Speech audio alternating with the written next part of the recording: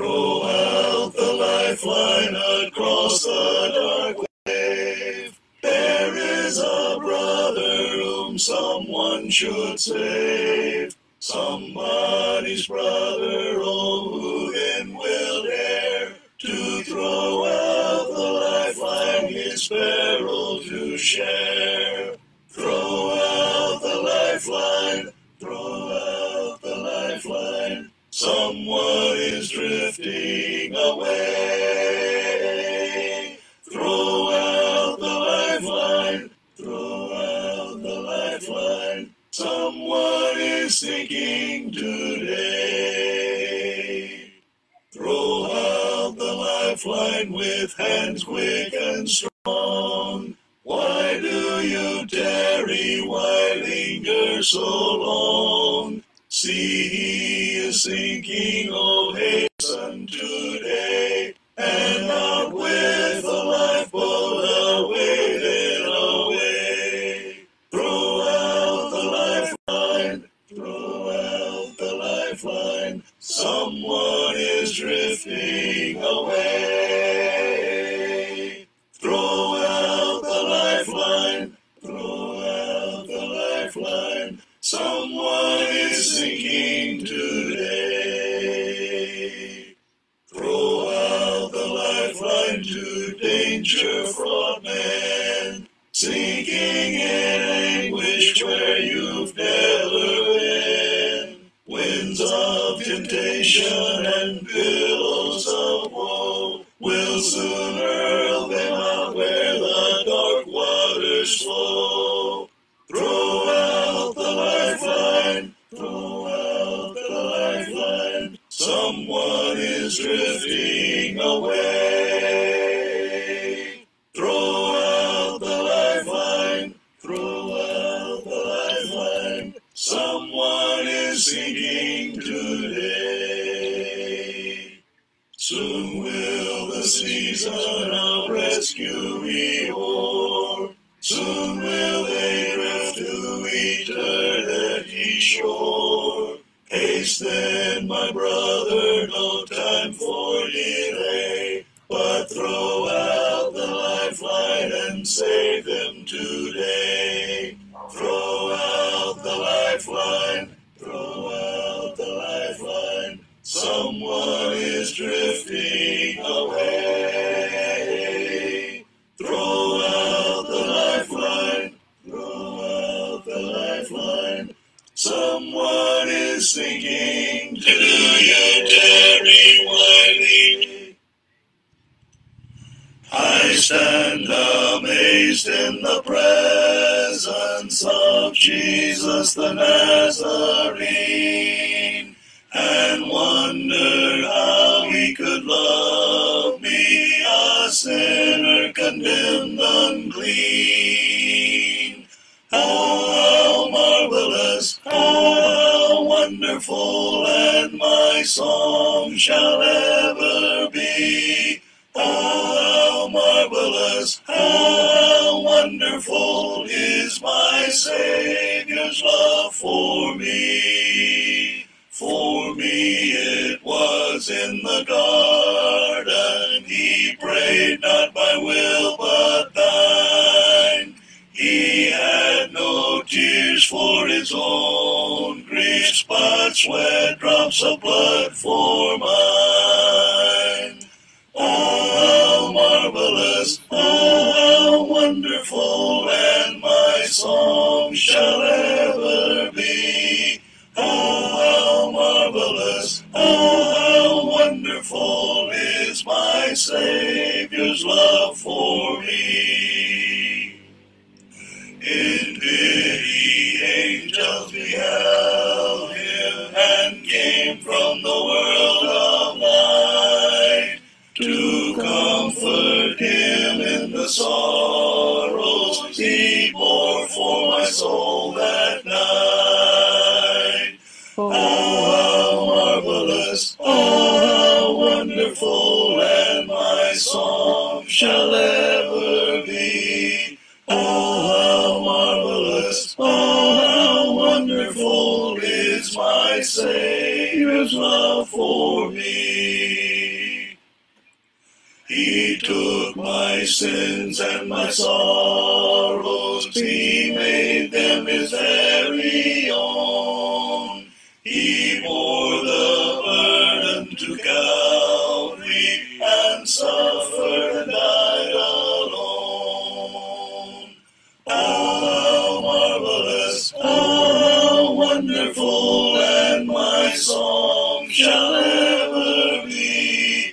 Oh, how marvelous, oh, how wonderful is my Savior's love for me. When with the ransomed in glory His face I at last shall see, 'twill be my joy through the ages to sing of His love for me. Oh, how marvelous, oh, how wonderful, and my song shall ever be. Oh, how marvelous, oh, how wonderful is my Savior's love for me. Alas, and did my Savior bleed, and did my sovereign die, would He devote that sacred head for such a worm as I? Was it for crimes that I have done He groaned upon the tree? Amazing pity, grace unknown, and love beyond degree. Well might the sun in darkness hide and shut His glories in, when Christ the mighty Maker died for man the creature's sin. Thus might I hide my blushing face while His dear cross appears, dissolve my heart in thankfulness, and melt mine eyes to tears. But drops of grief can ne'er repay the debt of love I owe. Dear Lord, I give myself away, 'tis all that I can do. At the cross where I first saw the light, and the burden of my heart rolled away. It was there by faith I received my sight, and now I am happy all the day. On Zion's glorious summit stood a numerous host, redeemed by blood. They hymned their King in strains divine. I heard the song and strove to join. I heard the song and strove to join. Hear all who suffered sword or flame for truth, for Jesus' lovely name. Shout victory now and hail the Lamb, and bow before the great I am, and bow before the great I am. While everlasting ages roll, eternal love shall feast their soul, and scenes of bliss forever view. Rise in succession to their view. Rise in succession to their view.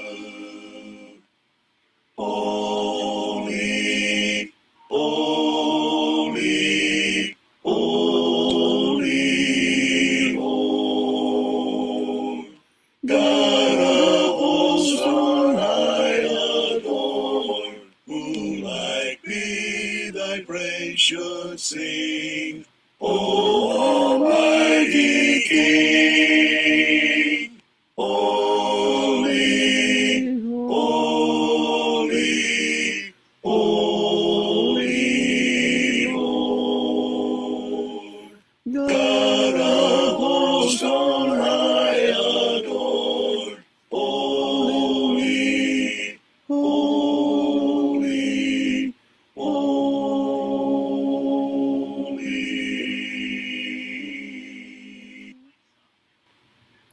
Magandang gabi mga kapatid.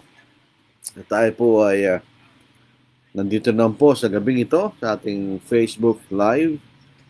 Nagkaroon lang po tayo ng pag-iiba ng schedule dahil nga po sa nagkaroon po tayo ng mga pag-aaral sa mga prospect dun po sa amin sa opisina po sa aming church building. Kasama ko po si kapatid na Dalia at Calvin Collis. Sa ating mga kakabsat, mga Ilocano, na ibang garabi, kada kayo aming kakabsat, sa ating po mga kaigsuonan, diha sa Visayas o sa Mindanao, o sa lailay mga dapit, maayong gabi sa inyong tanan, igsoon. Sa ating po mga kapatid, katugangan, dyan po sa Bicol Region, Diyos Marahay na Banggi sa Indugabos. At sa Tagapangasinan, sa Santo Shalabi, sa kayo namin. Ang aming po sariling wika, dito po sa lugar po ng mga Kapampangan, Maya Pabenging, Kekongan. Good evening, good morning, good afternoon, wherever you are. So, ang ating pong pag-aaralan po sa gabing ito ay may kaugnayan po sa isang malawakang sistema ng paniniwala. Ito po ay tinaguri ang Calvinism. Ito po ay malawakan, marami po mga grupo ng mga iglesia, churches, na ganito po ang paniniwala. Maaring hindi sila pare-pare exactly the same, pero meron silang pagkakapareho sa paniniwala ng sistemang ito na nagsimula po kay John Calvin. Ito po yung tinatawag Calvinism. Ito po ay isang, katulad po ni Martin Luther, maaaring ito ay isang reaksyon sa mga pagnanasa nilang baguhin ang Roman Catholic Church doon sa panahon na tinatawag na Reformation. Yung baguhin lang, ayusin ng konti. Alisin yung mga ibang mga bagay na hindi pinaniniwalang mabuti, kaya Reformation. At isang pangunayan pong tao na nanguna sa panahon na ito ay si John Calvin. Yung po makita natin. Ito po isang sistema ng paniniwala na ang gumawa ay si Ginoong John Calvin. Ay kung atin pong tatanungin, sino ba siya? Sino ba si John Calvin? Siya po isang Frenchman. So, siya po isang Frances sa ating wika, na siya po ay nabuhay mula noong taong 1509, sa ipinanganak at namatay siya ng 1564. So, bata lang po siya namatay, 55 years old. Ano po? At ang kanyang pinakatanyag na aklat na kanyang isinulat, bagamat marami po siyang mga sinulat, mga tracts, etc., pero kanyang pinakatanyag na aklat ay ang Institutes of the Christian Religion. Dito po kanyang para bagang tinalakay sa madetalyeng paraan ang kanyang paniniwala na Calvinism. Ito po, marami nga po, sabi nga po natin, marami mga kapulungang pangrelihiyon or religious bodies were influenced by this theological system. So marami pong naniwala sa ganitong sistema ng paniniwala ni Ginoong John Calvin. Kung titignan po natin, ito po ay tinatawag ng spiritual flower, tulip. letter T, U, L, I, and P. Ito po ay isang bulaklak, national flower ng Netherlands o Holland. Yun po ang kanilang national flower, tulip.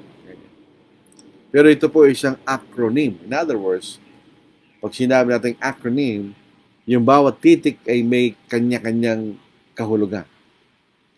Unahin po natin yung letter T, total inherited depravity o total hereditary depravity. In other words, ito po ay isang kakulangan na namana. The letter U, unconditional election. O kung minsan tinatawag nila unconditional salvation. Letter L, limited atonement. In other words, ang ating Panginoon ay hindi namatay para sa lahat. Siya namatay lamang para sa iilan. Kaya limited atonement. Letter D, I, irresistible grace. Dito po, nagiging sa mga kapatid sa pananampalataya, nagkakaroon po ng controversy tungkol po sa bodily indwelling of the Holy Spirit. Ang kanyang pinanggalingan na yung literal na nananaan ng Espiritu Santo sa ating mga katawan ay nanggaling po sa Calvinism. Dahil kinakailangan mong tanggapin ng Espiritu Santo. Biyaya, yun ang tinatawag nilang outside grace. Para kayo magkaroon ng kakayahan na sumampalataya. Yan ang inward grace, sabi nila. Tapos yung letter P, perseverance of the saints. Ito yung once saved, always saved. Ito po yung kayusan ng paniniwala na isiniwalat at itinuro ni John Calvin sa kanyang panahon. At ito rin po itinanggap na maraming mga magtuturo at mangaral na itinuturo po sa iba't ibang denominations like Baptist Church, Presbyterian Church, etc. So ito po ang kanyang naitatag na paniniwala. Pagka atin pong siniyasat at tinignan ito, very logical. Ito'y maayos na kanyang ginawa. But, it may be logical, but it is wrong. Kaya yun po ang ating gustong patunayan sa ating pag-aaral simula po sa gabing ito na po. So, ano po yung pinaka-pundasyon ng paniniwalang ito? What's the foundation of this system? Bakit nakarating si Ginoong John Calvin sa paniniwalang ito? Lahat po ng paniniwala, kahit anong paniniwala, kaya ito'y sa relihiyon, politika, o naman,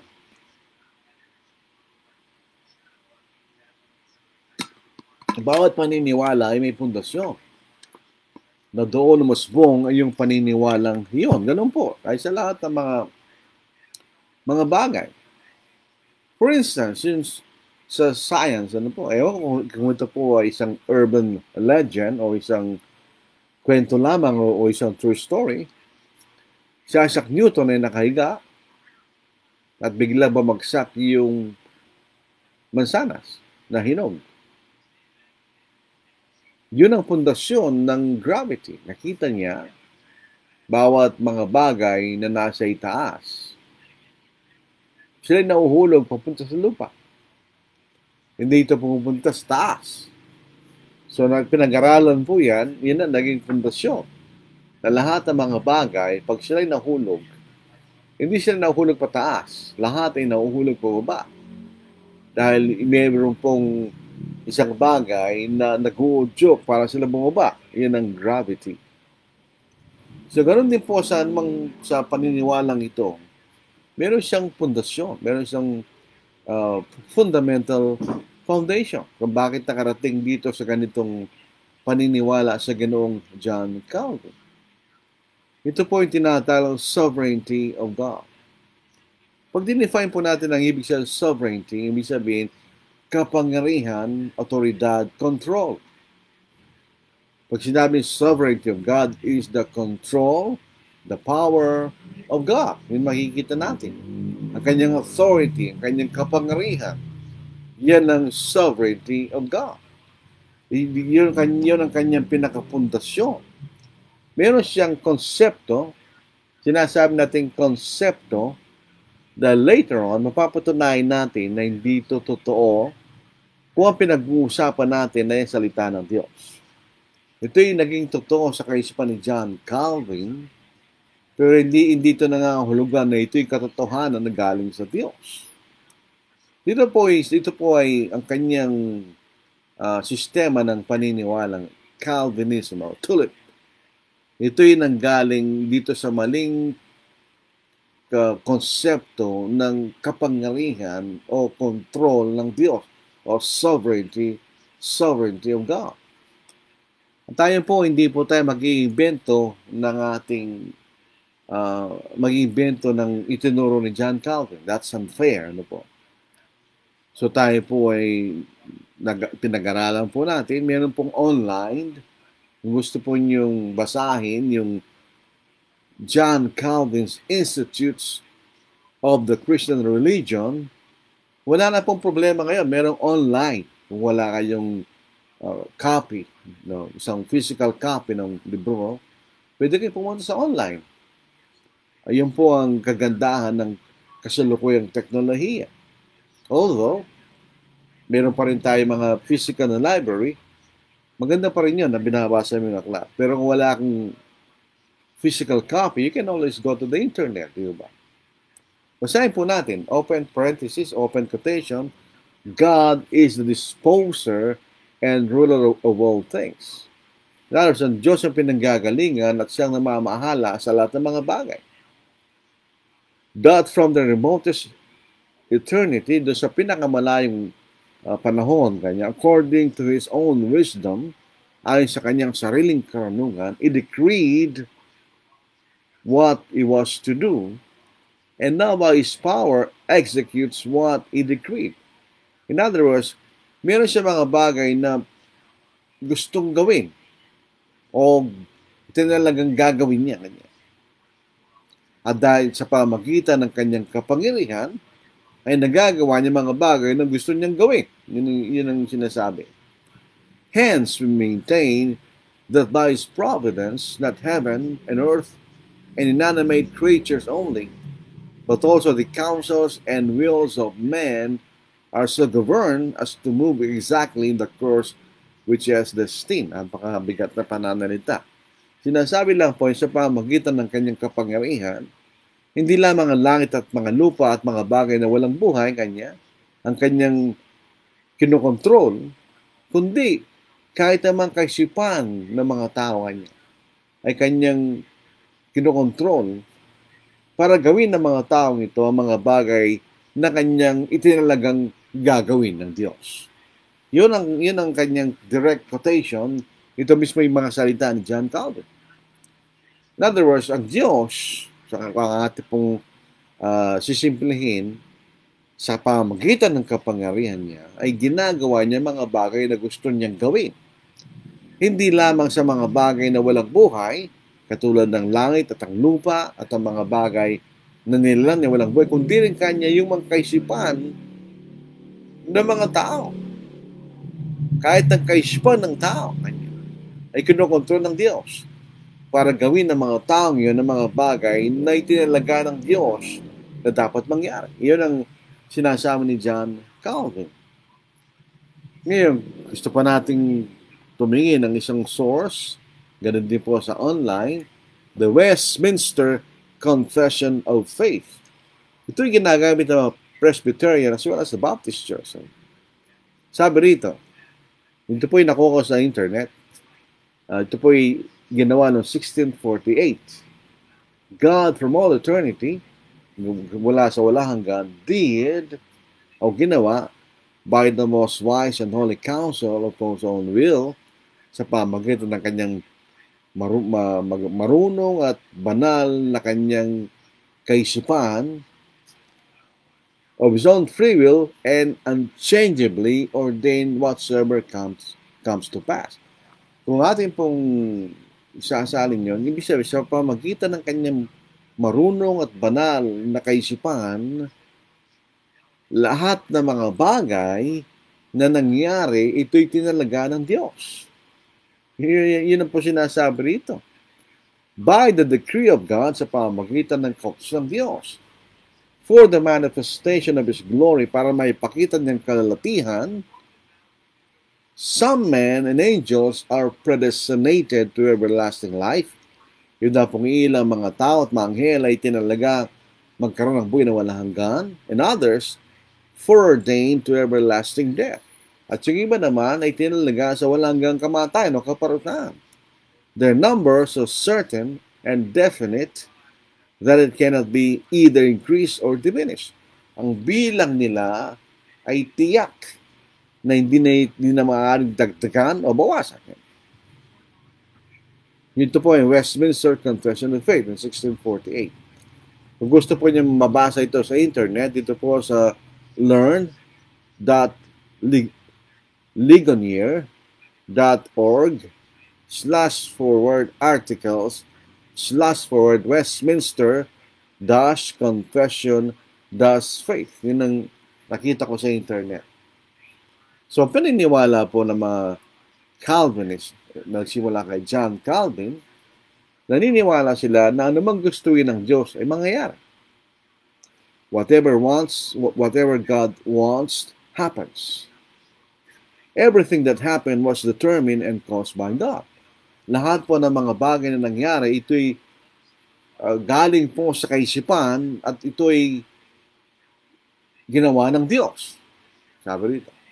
This concept brought forth the teaching that who will be lost and will be saved has already been determined by God that cannot be changed. Siyempre, kung lahat ng mga bagay ay tinalaga ng Diyos, ito'y nangyari, at kung isang tao po hindi naligtas, ito'y tinalaga ng Diyos. At kung isang tao po ay maliligtas, ito'y tinalaga ng Diyos. Ganun po ang magiging logical conclusion, di ba? Dahil lahat ng mga bagay na nangyayari sa mundo, ito'y itinalaga at ginawa ng Diyos sa Kanya. Kaya nga hindi mapapalitan yung bilang ng mga taong maliligtas at hindi maliligtas.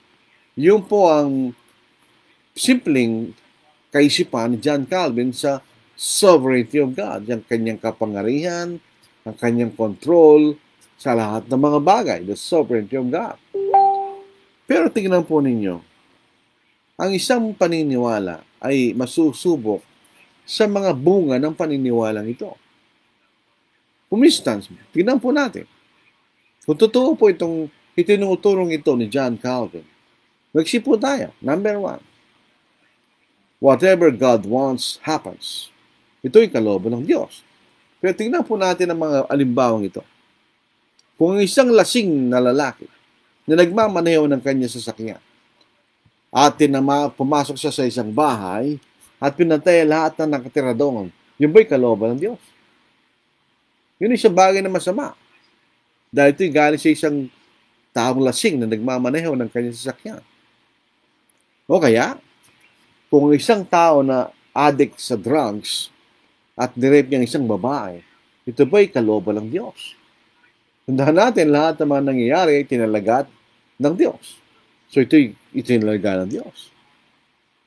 Kung isang tao na hindi naniniwala sa Diyos ay nagmamatwid laban sa pagkakaroon ng Diyos o the existence of God, yun ba'y kalooban ng Diyos? O kaya, kung isang masamang tao nirape niya isang bata at pinatay niya, ito ba'y tinalaga ng Diyos? So in other words, sa ganitong kaisipan, ang Diyos ay nagtatalaga ng mga bagay na masama. Hindi ba? Makikita ninyo. Kasi sabi naman ni John Calvin at mga Calvinists, lahat ng mga bagay na nangyayari ay tinalaga at ginawa ng Diyos. So ito mga bagay, marami pa tayong pwedeng gustong gawin na halimbawa. Pero yung mga sinabi natin, yun ay mga bagay na masama. So in other words, ang Diyos ay pinanggagalingan ng mga bagay na masama dahil siya nagtatalaga at ginagawa ang mga bagay na masama. Di ba? Pero ang ating pong titignan, yun po ay blasphemy. Yun po ay laban sa Diyos. Ito ay paninira sa Diyos. Dahil ang Diyos, ang tunay na Diyos ng Biblia, hindi ang Diyos ng mga Calvinists. Magkaibang Diyos yun, di pareho eh. Ano po, siya po ay nagkakaroon ng kasiyahan sa mga bagay na masama. Kasi kung yung isang Diyos ay tinalaga niya ang mga bagay na masama, katulad po ng ating binasa kanina, eh di siya'y pinaggagalingan ng mga masama. At kung kanyang ito'y tinalagaan niyang gawin, so sa kanya walang masama ito, dahil tinalagaan niyang gawin. Pero pag tinignan po natin ng banal na kasulatan, ang Diyos po ay walang kasiyahan sa mga bagay na masama. Kung wala siyang kasiyahan sa mga bagay na masama, ba't niya itatalaga ang mga bagay na masama? Di ba? Dito po sa awit, chapter 5, ito po ang ating mabasahin sa aking Biblia. Dito po sa ika-4 at ika-5 talata. Sapagkat ikaw tumutukoy sa Diyos, ay hindi isang Diyos na nalulugod sa kasamaan. Kung ang Diyos ay hindi nalulugod sa kasamaan, ba't kayo tatalaga ang mga bagay na masama? Di ba? Tuloy po natin. Ang kasamaan ay hindi mo kasamang naninirahan. So, walang kasamaan sa Diyos. Ang handog ay hindi makakatayo sa iyong parapan. Kinapuputan mga lahat ng mga gumagawa ng kasamaan. Ibig sabihin, hindi gusto ng Diyos yung sinabi natin kanina. Kinapuputan yung mga taong gumagawa ng masama. At wala siyang kasiyahan sa paggawa ng mabuti ay masama. So, yun ang makikita natin sa Diyos. So, in other words, hindi lahat ng mga bagay na nangyayari sa panahon natin ngayon at sa mga panahon na karaan ay mga bagay na gusto ng Diyos. Kundi ito'y bunga ng masamang kalooban ng mga tao na lumalaban sa Diyos. In other words, many of the things that happen today is not what God wants or wanted, but results of the selfish will of man in defiance against God. Yung mga bagay na ginagawang masama ng mga tao, ginagawa nila na ito'y nilalaban nilang Diyos dahil ginagawa ng mga bagay hindi kalooban ng Diyos. Pansinin po natin, may mga bagay na hindi tinalaga ng Diyos pero nangyayari. At nangyari. Dito po sa Jeremiah, nagkaroon po kami ng pag-uusap ng isang saksi noon. Sinasabi niya, si Kristo hindi Diyos dahil may mga bagay hindi niya nalalaman. Kasi ang Diyos kanya nalalaman niya lahat ng mga bagay. Hindi nila naintindihan niyo. Ang Diyos ay may kapangyarihang malaman niya ang lahat ng mga bagay, pero pwede niyang piliin na hindi alamin ang mga bagay. Bakit? Tingnan po niyo ito sa Jeremiah. Chapter 19, verse 5. Ito inulit ng 3 beses. Dito rin po sa Jeremiah chapter 7, verse 31. At sa Jeremiah chapter 32, verse 35. Piliin na lang po natin ang isa dahil babasahin tayo, pero wala po pagkabasa niyan eh. Sa 19 verse 5, tingnan ninyo, may mga bagay na hindi man naisip ng Diyos at ginawa ng mga tao. O ito, basahin natin ito. Ito po, letra po letra. Nagtayo rin sila, ito yung bansang Israel, ng matataas na dako ni Baal. Ito yung mga templo, mataas na dako, na pinagsusunugan ng kailang mga anak sa apoy bilang handog na sinusunog kay Baal, na isang Diyos-Diyosan, na hindi ko inuutos. So, hindi niya gusto. Pero nangyari. Hindi ko inuutos o itinakda. O, mas maganda pa yun. Hindi niya itinakda ito. Hindi pumasok man lamang sa aking pag-iisip. So, ito isang bagay na hindi tinakda ng Diyos. Ito isang bagay na hindi gusto ng Diyos. Pero nangyari. Ito yung nangyari nga dahil sa gustong gawin ng mga taga-Israel, itong bagay na ito'y taliwas sa kalooban ng Diyos. Doon po sa Hebrews chapter 4, verse 6. Yung bang hindi pagpasok ng bansang Israel sa kapahingahan na ipinangako ng Diyos. Ito po ay tinagda ng Diyos. O ito'y nangyari dahil sa kalooban ng Israel na hindi sila maniwala sa ipinangako ng Diyos. Dito po sa Hebrews chapter 4, verse 6. Basahin natin. Ito po ang ating mababasa. Kaya't yamang nananatiling bukas para sa ilan upang makapasok doon at ang mga pinangaralan ng magandang balita ng una hindi nakapasok dahil sa pagsuway. Hindi dahil sa ito'y tinakda ng Diyos. Hindi siya nakapasok dahil siya sumuway sa kalooban ng Diyos. Itong bansang Israel. Sige po natin mga kapatid, di ba? Yung pong mga Hudyo sa panahon ni Kristo ay gusto niyang iligtas. Pero bakit hindi nangyari? Dahil ito ba itinakda ng Diyos na hindi mangyayari? O dahil sila mismo ayaw nila? Basahin po natin. Sa Mateo chapter 23, dito po sa verse 37. Dito natin makikita na mayroong kalayaan at kapangyarihan ng tao na gawin niya gusto niyang gawin. Regardless kung anong gusto ng Diyos. Sa verse 37, O Jerusalem, Jerusalem, na pumapatay ng mga propeta at bumabato sa mga isinusugo sa kanya. Makailang ulit kong ninais at tipunin ng inyong mga anak, na gaya ng pagtitipon ng inahing manok sa kanyang mga sisiw at sa ilalim ng kanyang mga pakpak, at ayaw ninyo kanya. Hindi dahil ito tinakda ng Diyos, pero dahil ayaw nila. So ito mga talatang ito yung lumalaban doon sa kaisipan ni John Calvin. Nang lahat ng mga bagay na nangyari ay tinakda at ginusto ng Diyos. Hindi ang Diyos ay di po sinasisiyan sa mga bagay na masama. Bakit itatakda niya isang bagay na masama? In other words, di ba? Ang makikita natin, itong paniniwalang ito ni John Calvin na alam po natin na mali, ay nag-iisip o presumes na ang tao ay walang kalayaang piliin niyang mabuti at masama. That man is not a free moral agent. Pag sinatang free moral agent, wala siyang kalayaang piliin niyang mabuti at masama. Totoo ba yun? Ang totoo po, ang tao po ay may kalayaang pumili. At mayroong kalayaan at kapangyarihan na piliin niya ang gusto niyang gawin, mabuti man o masama. So he is a free moral agent.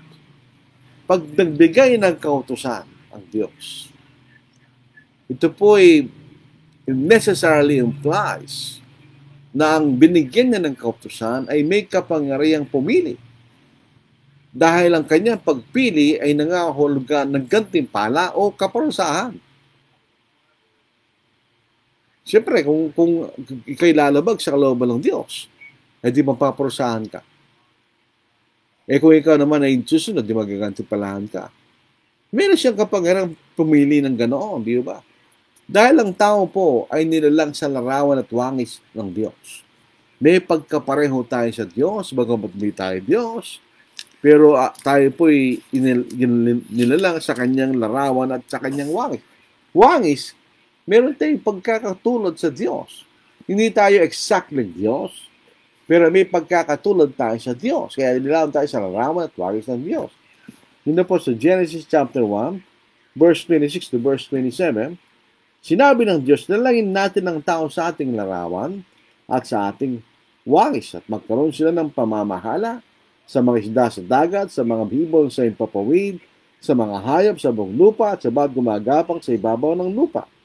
Kaya't nilalang ng Diyos ang tao ay sa kanyang sariling larawan, ay sa larawan ng Diyos siya nilalang, sila'y kanyang nilalang na lalaki at babae. Dito yung physical na anyo ng tao dahil ang Diyos hindi physical na nilalang. Kundi ang kanyang kaisipan at ang kanyang espiritu ay kawagis ng kaisipan at espiritu ng tao. Tingnan niyo, meron siyang kapangyarihan mamahala sa mga nilalang ng Diyos. Ang Diyos ay mayroong ganong kapangyarihan sa kanyang mga nilalang. Di ba? Kung tayo po'y nilalang sa larawan ng Diyos, it necessarily implies kung ang Diyos ay mayroong kalayaan pumili ng gusto niyang gawin, ang tao rin ay may kalayaan at kapangyarihan gawin niyang gusto niyang gawin. Di ba?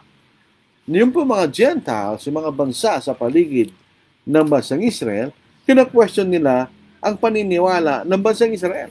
Nasaan ang kanilang Diyos?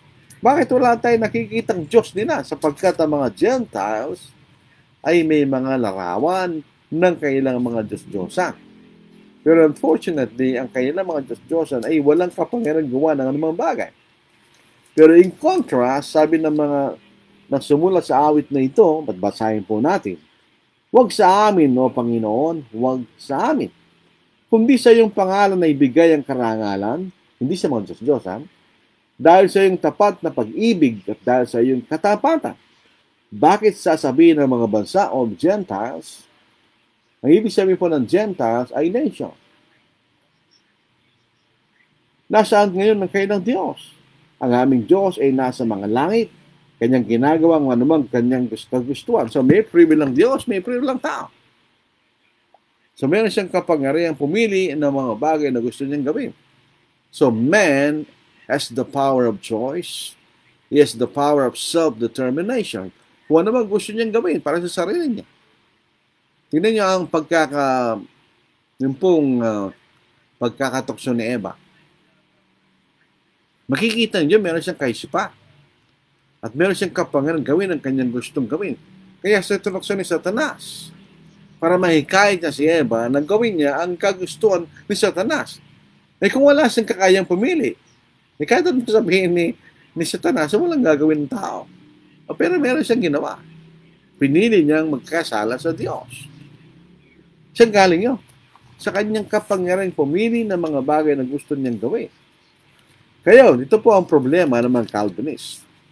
Kung si Eva ay tinakda ng Diyos na namumag sa kanyang kautusan, bakit niya pinarusahan si Eva? Hindi niya kasalanan niyo kung tinakda siyang gawin niya yun, di ba?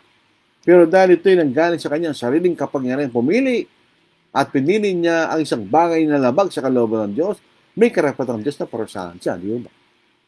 Isipin naman niyo kung sa batas ng tao yun. Kung pinilit ka lang, nagawin mo yun.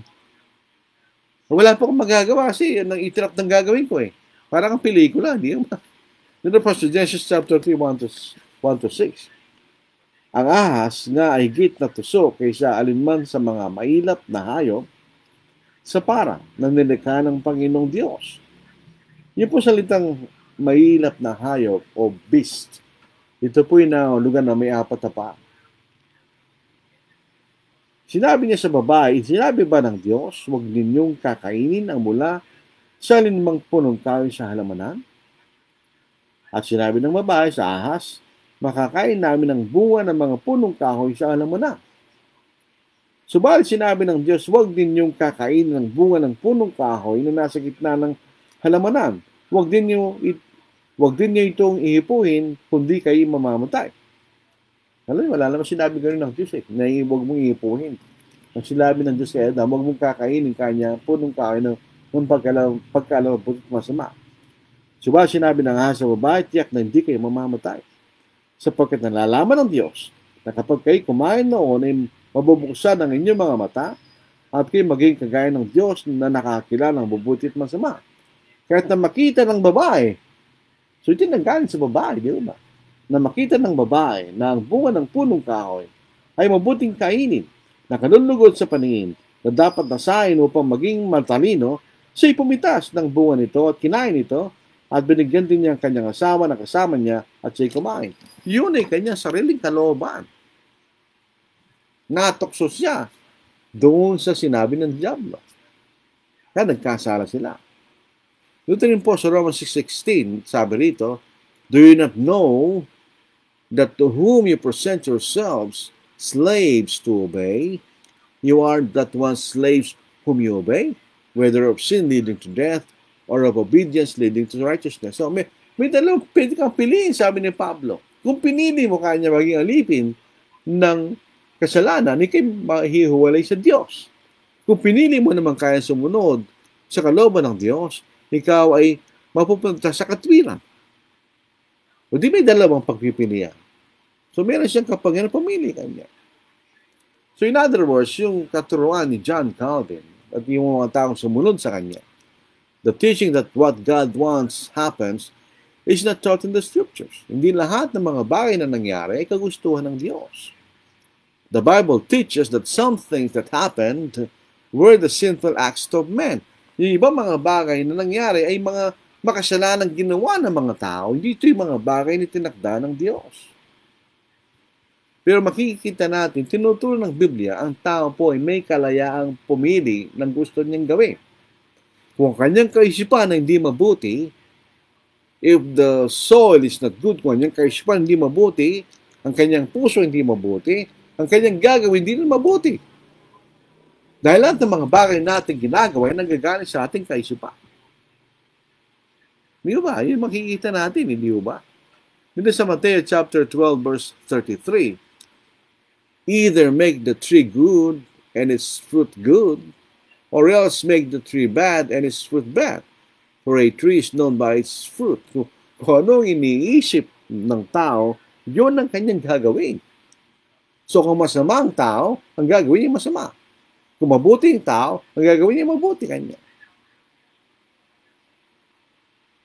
Ganun din po sa Matthew 7:15 to 19, yung mga bulang propeta kanya, makikita siya nakadamit ng damit ng mga tupa, pero sa loob kanya ay mga mandaragit na mga lobo, ravenous wolves kanya. Paano malalaman niya? Sa kanilang ginagawa at sa kanilang itinuturo kanya. So, kung ano kaisipan nyo nang yung gagawin. Hindi ito tinakda ng Diyos. Ito yung kapangyarihan pinili mo sa iyong sariling kaisipan. Kaya ito ang iyong ginawa. So, hindi lahat ng nangyayari sa mundo ay kalooban ng Diyos. Hindi niya kayang kontrol ng lahat ng mga bagay na nangyayari. Pero dahil ang tao po ay binigyan niya, siya mismo nagbigay ng kapangyarihan at kakayang pumili ng mga bagay na gusto niya. So, hindi lahat ng mga bagay na nangyayari sa mundo ay kagustuhan ng Diyos. Yung gabi, kagustuhan ng mga tao na pinili nilang gawa ng mga bagay na masama. Di ba? Kaya po yung total inherited depravity, sinasabi nito na lahat ng mga tao nung sila'y pinanganak, ay namana nila isang lubusang kakulangan. A totally depraved nature. Meron silang kakulangan. Wala silang kakayahan na gawa ng mabuti. Sila po'y corrupt na pinanganak. They are so corrupt, perverse, and sinful from birth. So lahat daw ng ipinanganak, sila'y pinanganak na masama. Corrupt. May kakulangan. Ito nga po sa 5 points of Calvinism. Ito po, kung nakikita nyo ito. David N. Steele at Curtis C. Thomas. Ito po sa kailang isinulat, ito mababasa po natin. As a result of this inborn corruption, the natural man is totally unable to do anything spiritually good. Dahil daw po siya pinanganak na masama. Ang isang tao ay walang kakayahang gawa ng namang mabuti sa spiritual kanya. The sinner is so spiritually bankrupt that he can do nothing pertaining to his salvation. Ang tao na po yung pinanganak na napakasama, na ang kanyang kaluluwa ay napakasama, na wala siya pwedeng gawin patungo sa kanyang kaligtasan. Ito po sa page 25, itong 5 points of Calvinism. Ulitin po natin sa Westminster Confession of Faith. Man by fall, nung nahulog si Adan, man by his fall into a state of sin as holy, lost all ability of will of any spiritual good accompanying salvation. Dahil nga po, nung magsimula, nagsasawa si Adam at naman ng lahat ng mga tao, wala na raw tayong kakayahan. Nagawa ng mabuti sa spiritual para tayo maligtas. He is not able by his own strength to convert himself or to prepare himself thereunto. Dahil tayo po ay pinanganak na napakasama, wala na raw po tayong lakas para baguhin natin ang ating sarili. Sa ating sariling kapangyarihan. Yun ang katuruan po ng total inherited depravity. Dito po sa Methodist Church, atong sabi nila, original sin is about the corruption of every human being. Saan ang galing yun? Saan ang galing corruption na yun? Yung kakulangan o kasamaan ng mga tao nung sila'y pinanganak. That corruption originates with Adam and Eve and is passed to all. Ito na po yung inilipat sa lahat ng tao. Ito yung tinamana ng mga tao. So yung kakulangan na yon na nanggaling kay Adam, nung nagkasala siya, ito yung namana ng lahat ng mga tao. Na tayo pinapanganak, namana po natin yung kakulangan na yon sa ating kalikasan, a totally depraved nature, wala na rin kakayang gawa ng mabuti na may kaugnayan sa ating kaligtasan. Pero ano tinuturo ng Biblia? Mahalaga po rito, sa lahat ng ating pag-aaral, kung ano tinuturo ng Biblia. Ano tinuturo ng Biblia? Ang kasalanan na nagpapahiwalay sa atin mula sa Diyos ay hindi kasalanang namamana, kundi ito'y bagay na ating ginawa. A committed sin. You committed sin, ginawa mo. Hindi mo siya namana. Lahat po ng mga tao ay nararanasan nila na sila mahiwalay sa Diyos sapagkat lahat ng tao ay nagkasala. Hindi dahil sa namanan natin ng kasalanan ni Adam. Kaya nagbunga ito ng isang kakulangan sa ating kalikasan na wala na tayong kakayahan o lakas na gumawa ng mga mabuti na may kaugnayan sa spiritual, paligtas natin ang ating mga sarili. Sa Romans chapter 5 verse 12, kahit kung paanong sa pamagitan ng isang tao ay pumasok ang kasalanan sa sanglibutan, hindi sinasabi namana sa sanglibutan. Pumasok, nakilala kung ano yung kasalanan. At sa pamagitan ng kasalanan ay ang kamatayan, so pag nagkasala, ikay nahiwalay sa Diyos. Kaya dumating sa lahat ng mga taong kamatayan, o sila nahiwalay sa Diyos, sapagkat ang lahat ay nagkasala. Hindi dahil naman ang kakulangan ni Adam. Ang kasalanan ay isang bagay na ating ginagawa. Hindi naman na, ginagawa. Sapagkat sa unang 1, chapter 3, verse 4, sinasabi sa atin, ang kasalanan nakikita ay pagsasalangsang din naman sa kautusan. Sin is the transgression of the law. So ito yung bagay na yung piniling gawin. So in other words, ang kasalanan hindi siyang bagay na namamana, ito'y galing sa ating kaisipan, o ito'y ating iniisip, ito'y ating ginagawa, o ito'y isang bagay nating sinasabi na pinili nating gawin. Iyon ang definition ng kasalanan. Sa ating pong kalikasan bilang tao, totoo, meron tayong namamana. Ang namamana po natin ay hindi ugali, hindi rin kaisipan, kundi sa pisikal. Ang ipinamamala sa atin ng ating mga magulang ay ang ating pisikal na katangian. Halimbawa, kung namana mo yung kulay ng mata ng iyong ama, dalawa lang po ang kulay na mata ng mga Pilipino. Isang light brown at isang dark brown. Actually, wala namang itim eh. Pag tinignan mo mabuti yung itim na mata, ito'y dark brown, hindi siya itim. Kung namana mo yun ay galing sa yung genes na namana mo sa yung mga magulang. Pero hindi mo namana yung gali at ginagawa ng magulang mo. Minsan ginagaya mo dahil nakikita mo, pero hindi mo namana yun. Halimbawa, kung yung taong yun na namana yung kulay ng mata ng kanyang ama ay nagalit o nagsalita ng masama at pinatay isang tao, hindi niya namana yung galit o yung pagpatay. Ito'y kanyang piniling gawin. Eh kung ganun po ang totoo, pag pumunta ka sa korte, sasabihin mo, wala po akong magagawa, namana ko po yun eh. Ano kasalanan ko namana mo? Pero kung ginawa mo, ayun ay may pagkakasala. Hindi mo naman yung galit mo. Hindi mo naman yung pagpatay mo. Yun yung isang bagay na ginawa mo. Di ba? Makikita natin. No sa Isaiah 59 verse 2, bakit sila parurusahan ng Diyos? Upang siya ang Diyos ay umiwalay sa kanila kung ang bansang Israel ay tinakda niya magkasala. Kung ang bansang Israel ay walang kakayahan na gawa ng mabuti.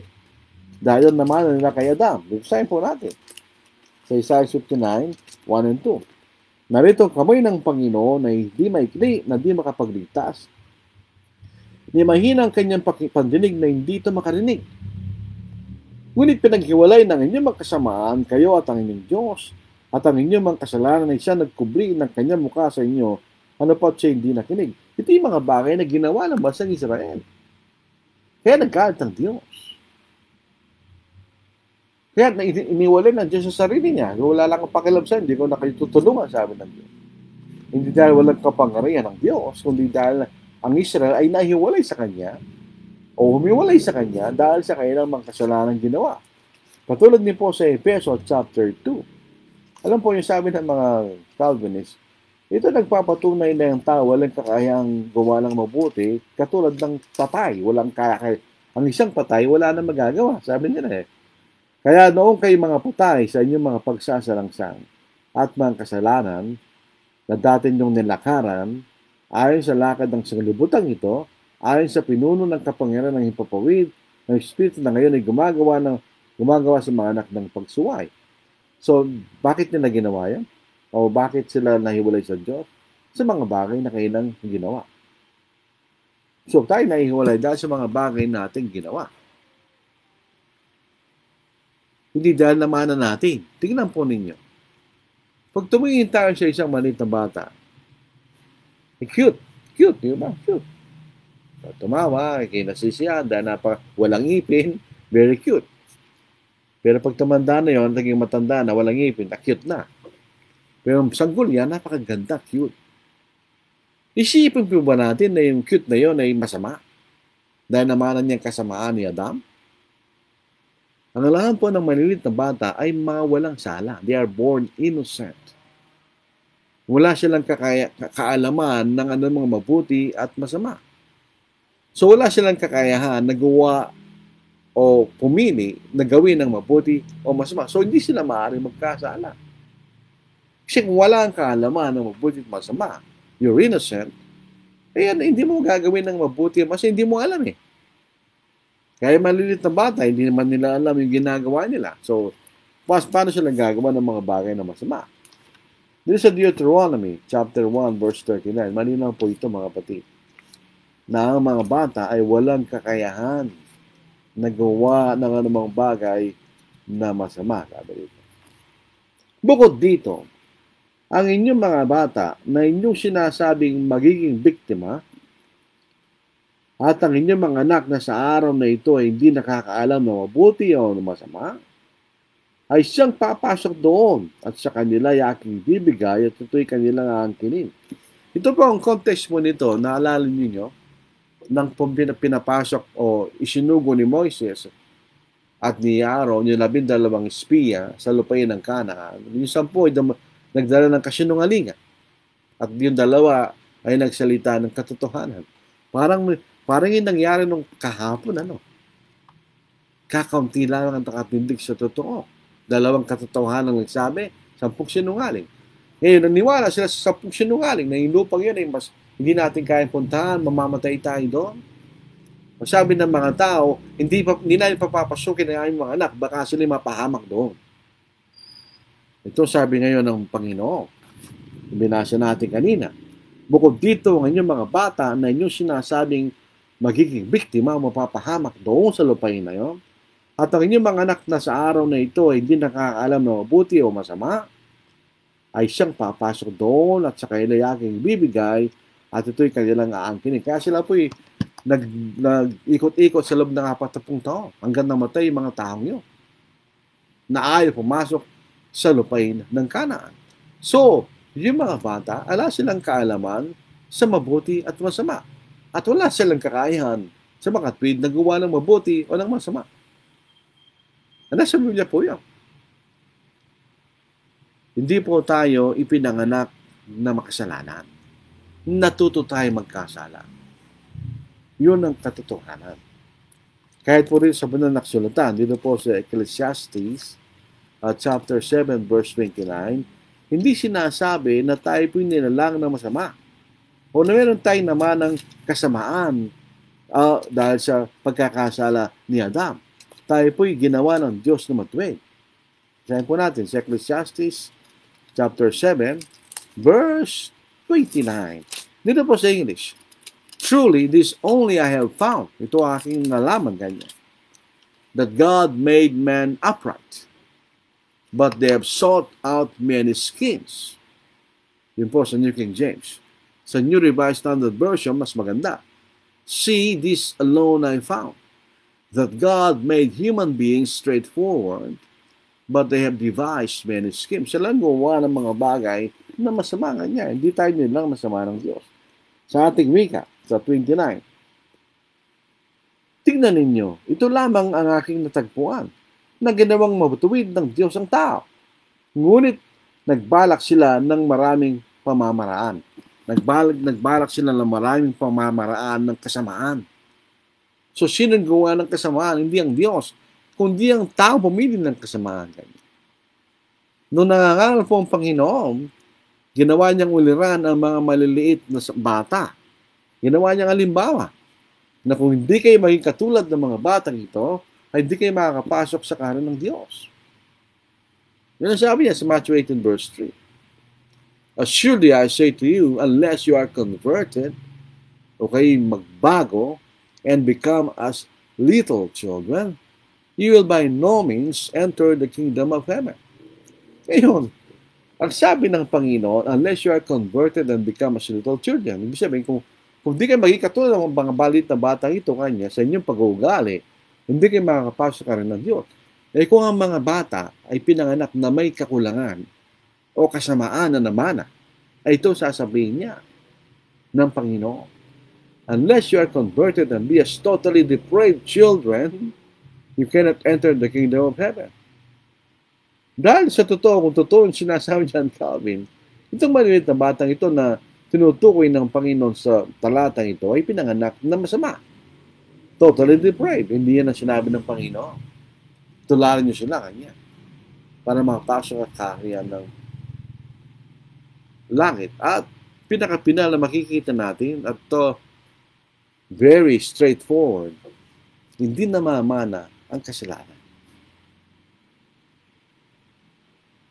Alam po ninyo sa ating pamahalaan, sa anumang pamahalaan na mayroong batas, yung taong lumabag ng batas ang mapaparusahan.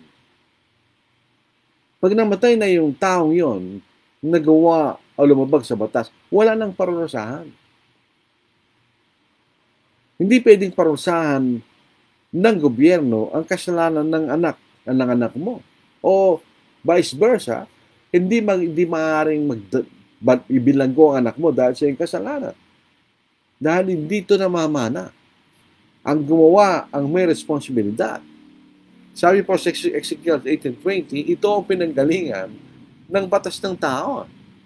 Kahit po doon sa mata, ngipin sa ngipin, sa Deuteronomy o Leviticus. Yun ang pinagsaligan ng batas ng mga tao.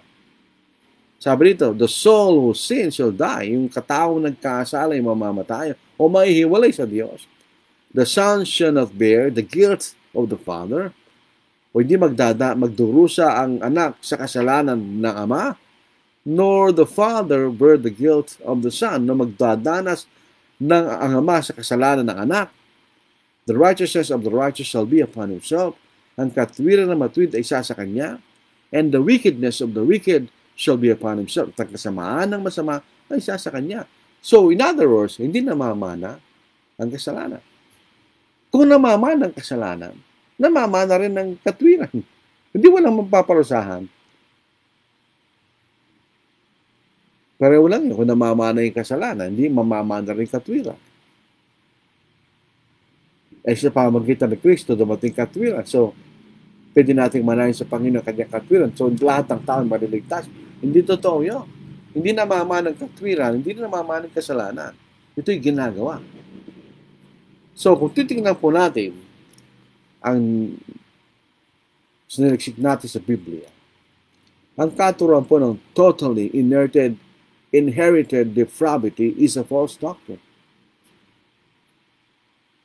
Hindi ito tinuturo ng Biblia.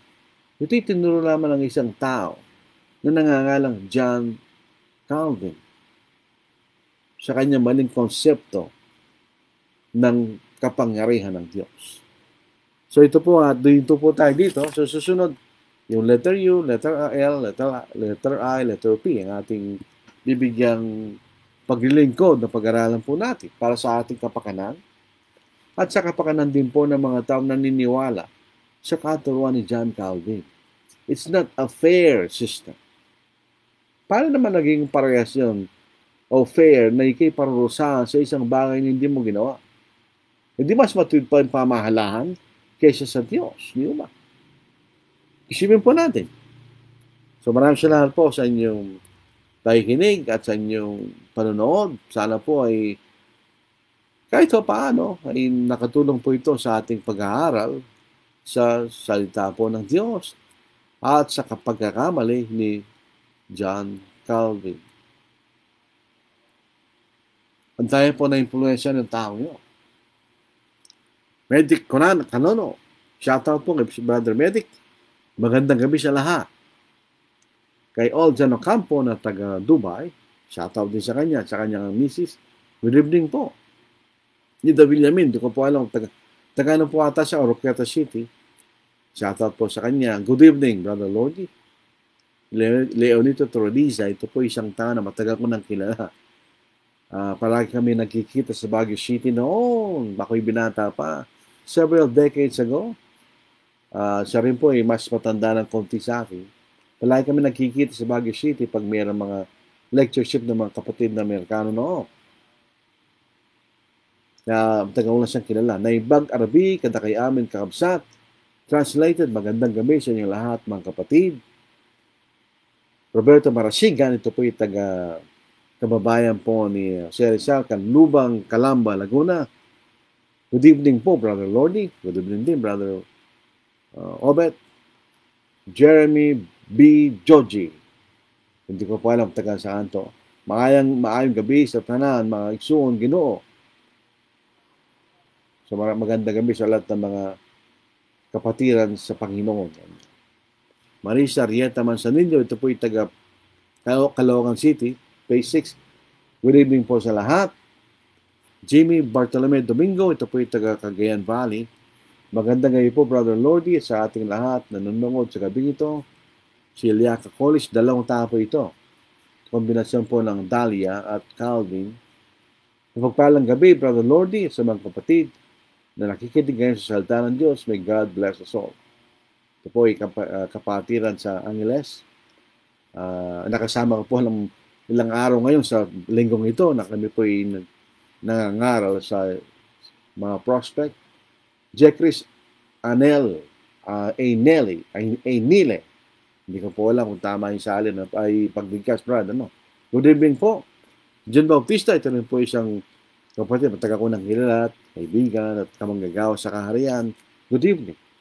Larry Gatchalian, Naimbag Arabi, kakabsat. So, magandang gabi, mga kapatid. Maraming salamat po sa inyong pagbati. Wala pong katanungan. Nakaka-nervous po yan kasi hindi ako nagsalita ito, wala nakaintindi o nakaintindi. Sana sa yung huli, totoo po. So, ito pong Calvinism na napakaraming na-influensyahan. Pag tinignan mo, walang magkakasala dito. Para nasa drama lang tayo ng Diyos. Ginagawa lang natin role natin, ay tinakda rin naman niya. Di ba? So, sa susunod na mga pag-aaral po natin, may papaliwag pa natin mga bahagi ng sistemang ito ng paniniwala na nanggaling kay John Calvin. In loving kindness Jesus came, my soul in mercy to reclaim, and from the depths of sin and shame, through grace He lifted me. From sinking sand He lifted me. With tender hand He lifted me, from shades of night to plains of light. Oh, praise His name, He lifted me. He called me long before I heard, before my sinful heart was stirred. But when I took Him at His word, forgiven He lifted me. From sinking sand He lifted me, with tender hand He lifted me, from shades of night to plains of light. Oh, praise His name, He lifted me.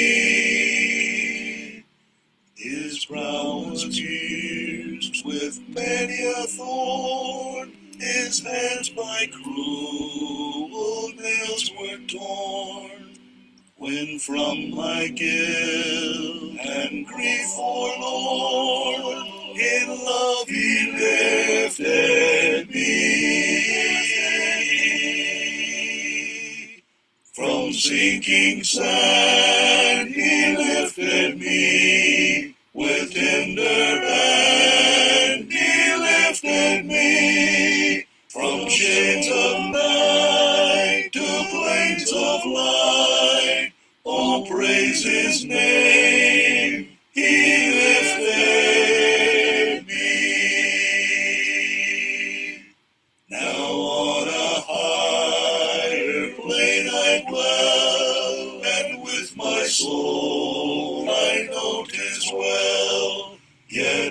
or why, I cannot tell. He should have lifted me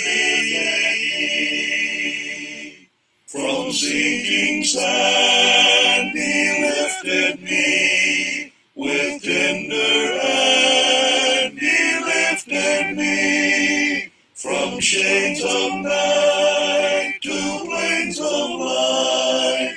Oh, praise His name. He lifted me.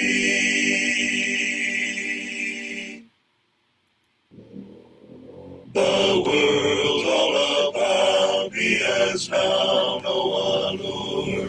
Its pleasures bring pain, its wisdom is vain. I seek a foundation that's steadfast and sure. I'll put Jesus first in my life. In all that I say, in all that I do, throughout the world of toil and strife, by day and by night, through trust in His might, I'll put Jesus first in my life. The Lord Jesus died my salvation to win.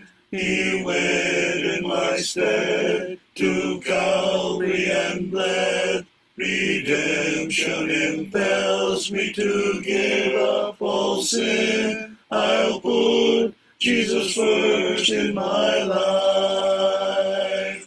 In all that I say, in all that I do, throughout the world of toil and strife, by day and by night, through trust in His might, I'll put Jesus first in my life.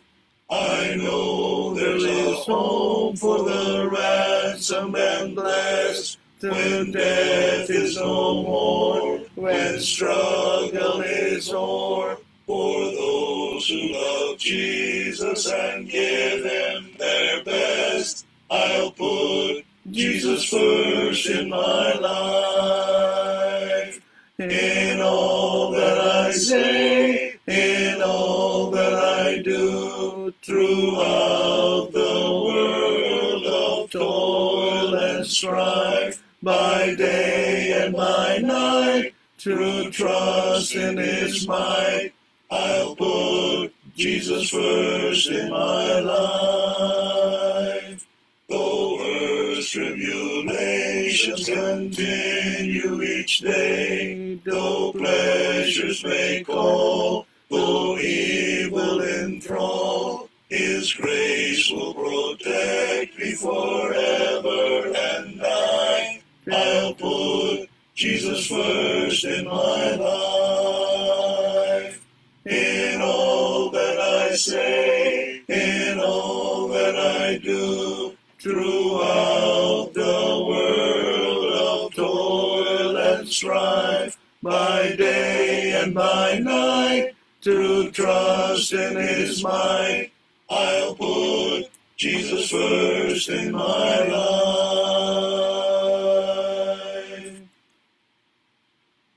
Careless soul, why will you linger, wandering from the fold of God? Hear you not the invitation? Oh, prepare to meet thy God. Careless soul, oh, heed the warning, for your life will soon be gone. Oh, yes, your life will soon be gone. Oh, how sad to face the judgment, oh, how sad to face the judgment, unprepared to meet thy God, to meet thy God. Why so thoughtless are you standing, while the fleeting years go by, and your life is spent in folly? Oh, prepare to meet thy God. Careless soul, oh, heed the warning, for your life will soon be gone. Oh, yes, your life will soon be gone. Oh, sad to face the judgment, oh, how sad to face the judgment, unprepared to meet thy God. Hear you not the earnest pleadings of your friends who wish thee well, and perhaps before tomorrow you'll be called to meet thy God. Careless soul, oh, heed the warning, for your life will soon be gone. Oh, yes, your life will soon be gone. Oh, how sad to face the judgment, oh, how sad to face the judgment, unprepared to meet thy God. If you spurn the invitation till the Spirit shall depart, then you'll see your sad condition, unprepared to meet thy God. Careless soul, oh, heed the warning, for your life will soon be gone. Oh, yes, your life will soon be gone. Oh, how sad to face the judgment, oh, how sad to face the judgment, unprepared to meet thy God.